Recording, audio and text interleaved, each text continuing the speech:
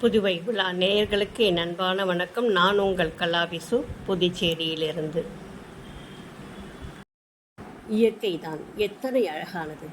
வானிலிருந்து பெய்யும் மழை, அதிகாலை எழும் சூரியன், வளைந்து ஓடும் நதி, மலை முகட்டிலிருந்து கொட்டும் அருவி, வானுயர்ந்த மலைகள், ஆழமான பள்ளத்தாக்குகள், ஆர்ப்பரிக்கும் அலைகளின் ஓசையுடன் கடல், அழகு கொஞ்சம் பூக்கள், பச்சை பசுமையாய் மரங்கள், செடி கொடிகள், காடுகளை அழகாக்கும் விலங்குகள், மரங்களிலிருந்து கிடைக்கும் பழங்கள், காய்கறிகள், இவ்வாறு இயற்கையின் கொடை ஏராளம் ஏராளம். மனிதன் இயற்கையோடு இணைந்து வாழ வேண்டிய ஒரு விலங்காகத்தான் ஆரம்ப காலத்தில் வாழ்ந்தான். நதிகளின் ஓரத்தில் வாழ்க்கையை அமைத்து கொண்டு விலங்குகளை வேட்டையாடி கிடைத்த இடத்தில் பயிர் செய்து வாழ்ந்தபோது அவனது வாழ்க்கை மிகவே அழகாக இருந்தது. மக்கள் தொகை பெருக்கம் காரணமாக நகரங்களை வடிவமைக்க முற்பட்ட போது காடுகளை அழித்து சாலைகள் அமைத்தான்.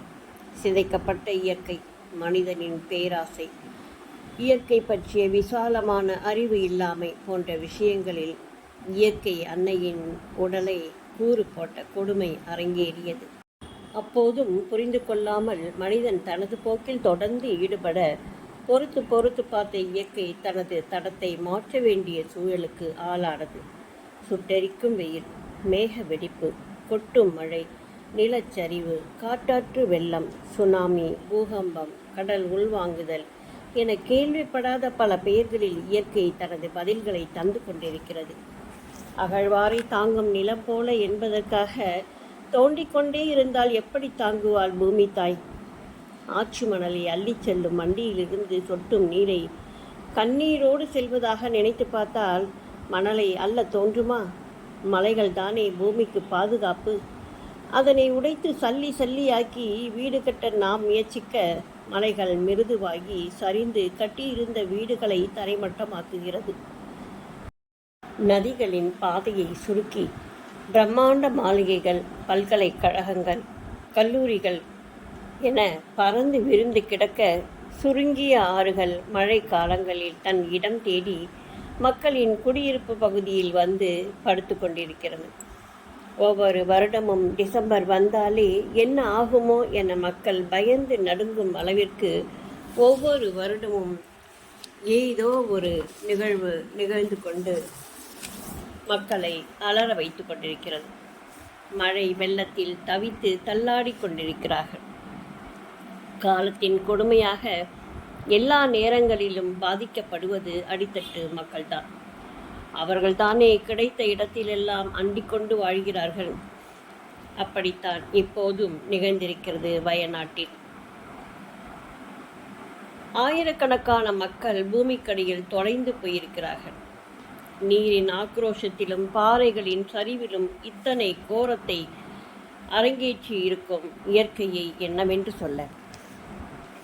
பூமியை தோண்டி வீணாக்கியது போதாது என மலைகளை உடைத்து மரங்களை வெட்டி மக்கள் ஆடிய வெறியாட்டத்தின் பிரதிபிம்பமாக இன்று இயற்கை பேயாட்டம் ஆடி மக்களை சுழன்று அடித்திருக்கிறது.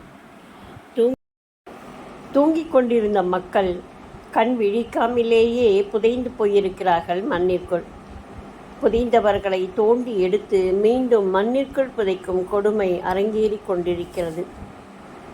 வயநாடு, சூரல்மலை, மேப்பாடி என பல கிராமங்கள் மண்ணிற்குள் புதைந்து தவிக்கிறது. கடவுளின் தேசம் என போற்றப்பட்ட தேசம் இன்று கண்ணீரில் மிதக்கிறது. இப்படிப்பட்ட கொடுமைகளை பார்க்கும்போது நாம் பதறுகிறோம், தவிக்கிறோம், தள்ளாடுகிறோம். காலப்போக்கில் அவற்றை மறந்து நமது திருவிளையாடலை மீண்டும் ஆரம்பித்து விடுகிறோம்.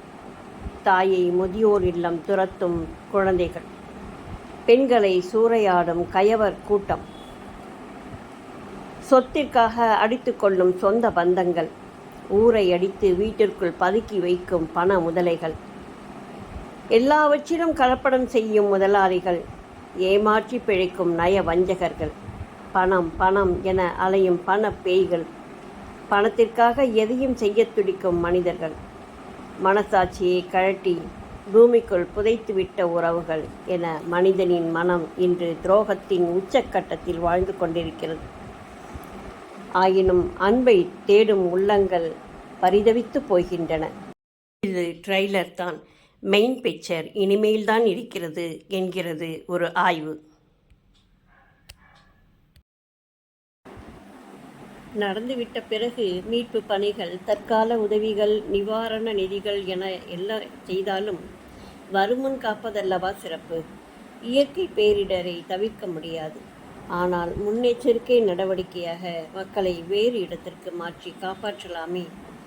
மனித உயிர்கள் அத்தனை மலிவாகிவிட்டதா என்ன? உறவுகளை இழந்து தவிக்கும் மக்களை கண்முன்னே கண்ட பிறகும் எப்படி அலட்சியமாக சிந்திக்க முடிகிறது? உறவுகளோடு வாழ்வதுதானே வாழ்க்கை. பாதியில் இழப்பது, அதிலும் இவை போன்ற சீற்றங்களில் குற்றியுயிரும் குலை உயிருமாக இழப்பது மிக மிக கொடுமையானது.